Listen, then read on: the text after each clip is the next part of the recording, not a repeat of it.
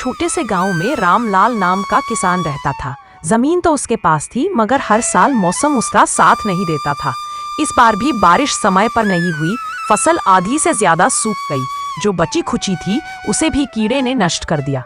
रामलाल कई रातें जाग जाग कर सोचता रहा, अब घर कैसे चलेगा, बच्चों की पढ़ाई कैसे होगी, चूल्हा कैसे जलेगा।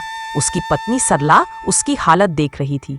एक दिन उसने धीरे से कहा, सुनो जी, अगर खेती साथ नहीं दे रही तो क्यों ना कुछ और शुरू करें। मैंने सोचा है गांव के चौक पर पकौड़े की एक छोटी दुकान लगाते हैं। रामलाल पहले चुप रहा। उसे अजीब लगा कि किसान का बेटा होकर अब पकौड़े बेचेगा, मगर सरला की आंखों में आत्मविश्वास और उम्मीद थी। अगले दिन दोनों ने घर के पुराने बर्तन निकाले, थोड़ी से पैसे उधार लिए और चौराहे पर एक छोटी सी दुकान बना दी। पहले ही दिन सरला ने गरम गरम पकौड़े तले।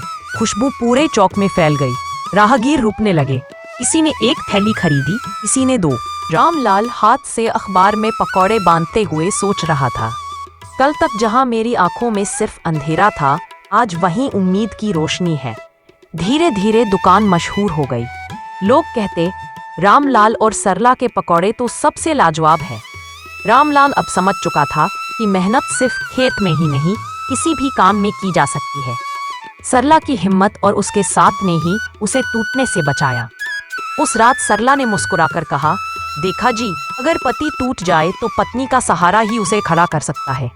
रामलाल की आंखों से आंसू निकल पड़े, मगर इस बार दुख के नहीं, बल्कि उस खुशी के जो एक नई शुरुआत ने उसे दी थी।